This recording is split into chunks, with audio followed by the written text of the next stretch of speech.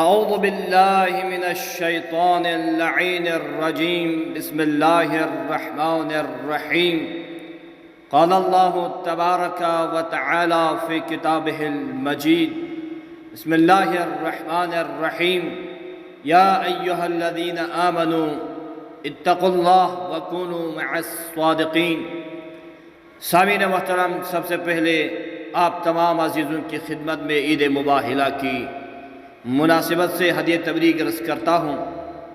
چنانچہ اسی مناسبت سے اسی حوالے سے قرآن مجید کی ایک آیت کی تلاوت کا شرف حاصل کیا، جس میں خالق کائنات ارشاد فرما رہا ہے، یا ایہا الذین آمنوا، اے ایمان لانے والو، اتقوا اللہ، خدا سے ڈرو، وکونوا مع الصادقین، اور سچوں کے ساتھ ہو جاؤ۔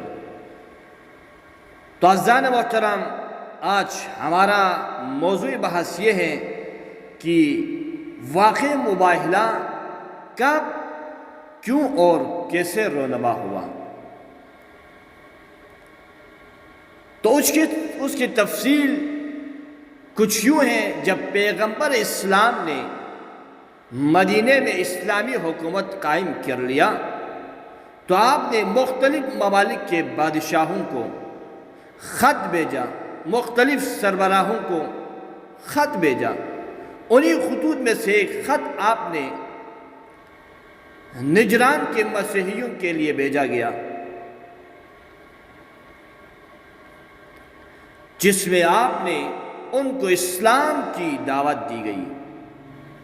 چنانچہ جب پیغمبر کا خط عیسائیوں کے سب سے بڑے پادری کے پاس پہنچا تو اس نے آپ کے خط کو غور سے پڑھنے کے بعد مختلف علمی مذہبی شخصیات پر مشتمل ایک کمیٹی تشکیل دیتا ہے۔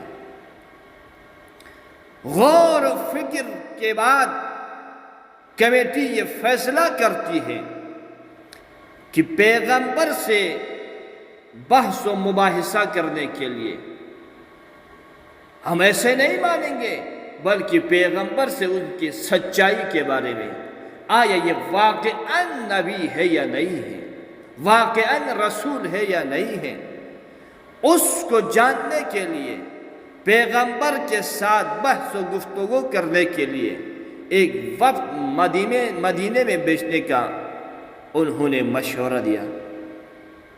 چنانچہ نجران کا ایک وفد پیغمبر سے گفتگو، مباحثہ، مذاکرہ کرنے کے لیے مدینہ آتا ہے اور حضرت عیسیٰ کے بارے میں سوال کرتے ہیں، اے محمد، عیسیٰ کے بارے میں آپ کا کیا خیال ہے؟ تو پیغمبر اسلام نے فرمایا، عیسیٰ خدا کے مخلوق ہے، خدا کی مخلوق ہے، بندہ خدا ہے، نبی خدا ہے۔ تو انہوں نے کہا، حضرت عیسیٰ تو وہ ہستی ہے جو مردوں کو زندہ کر دیتا ہے، بیماروں کو شفا دیتا ہے، اور مٹی سے پرندے بناتے ہیں اور اس میں پرواز کی طاقت عطا کرتے ہیں۔ یہ سب اعمال اس بات کی دلیل ہے کہ حضرت عیسیٰ خدا ہے، اور اس سے بڑی دلیل کہ عیسیٰ وہ ذات ہے، جبکہ اس کی ماں حضرت عیسیٰ نے کسی کے ساتھ شادی کیے بغیر اسے پیدا کیا۔ پس یا وہ خود خدا ہے یا پھر خدا کا بیٹا ہے۔ اس وقت پیغمبر اسلام نے فرمایا، اگر خدا کی خدائیت کے لیے، اگر الوہیت کے لیے تمہارا یہی معیار اور یہی ملاک ہے، تو حضرت عیسیٰ سے زیادہ حضرت آدم اس منصب کے زیادہ لائق ہے۔ کیوں؟ کیونکہ حضرت آدم کے نہ باپ ہے نہ ماں ہے۔ جب پیغمبر نے اس انداز میں مدلل قرآنی آیت کا جواب دیا تو عیسائی مذہبی پیشوا سر جھکانے کے بعد، کچھ دیر سر جھکانے کے بعد انہوں نے کہا کہ ہم آپ کی باتوں سے مطمئن نہیں ہوئے، اب ہمارے پاس حقانیت کو ثابت کرنے کے لیے کہ ہم میں سے کون حق ہے، کون سچا ہے، کون جھوٹا ہے، اس کو ثابت کرنے کے لیے فقط ایک ہی طریقہ رہ گیا ہے، وہ ہے مباہلہ۔ ہم ایک دوسرے کے ساتھ مباہلہ کریں گے۔ چنانچہ اسی وقت آیت پروردگار عالم جبرائیل امین کے ساتھ یہ آیت الہی وحی کی صورت میں بھیجا، فَقُلْ تَعَالَوْا نَدْعُ أَبْنَاءَنَا وَأَبْنَاءَكُمْ وَنِسَاءَنَا وَنِسَاءَكُمْ وَأَنفُسَنَا وَأَنفُسَكُمْ ثُمَّ نَبْتَهِلْ فَنَجْعَلْ لَعْنَةَ اللَّهِ عَلَى الْكَاذِبِينَ۔ چنانچہ جب یہ معاملہ طے ہوا کہ کل ایک دوسرے کے ساتھ مباہلہ کریں گے، ایک دوسرے کے اوپر نفرین کریں گے، جو خدا کے جو سچا ہے، جو جھوٹا ہے، اس کے اوپر خدا کی عذاب آ جائیں۔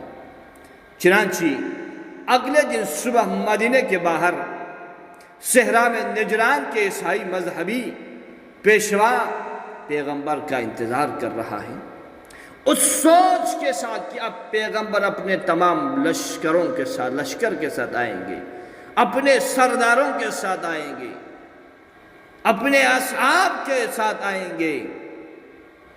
لیکن کیا دیکھتے ہیں، پیغمبر مدینے کے دروازے سے باہر نکلتے ہیں اور ساتھ میں 4 ہستی لے کر آتے ہیں۔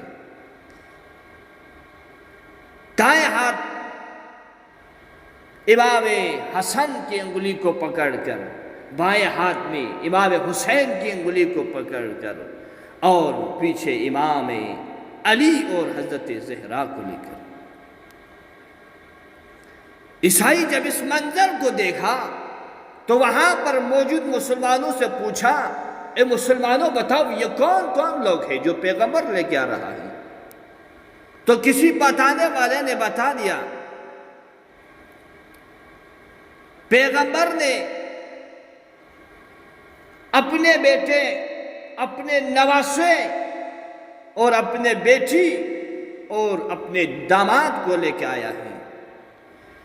جب عیسائی اس منظر کو دیکھنے لگا تو وہ کانپنے لگا، وہ سمجھ گیا کہ یہ یقیناً خدا کی طرف سے مبعوث ہوا ہے، یہ یقیناً رسول خدا ہے، کیونکہ وہ اپنے بزرگوں اور اصحاب کے بجائے، اپنے لشکر کے بجائے، سپہ سالاروں کے بجائے اپنے معصوم بچوں، اپنی اکلوتی بیٹی اور اپنے جانشین کے ساتھ مباہلے کے لیے تشریف لائے ہیں۔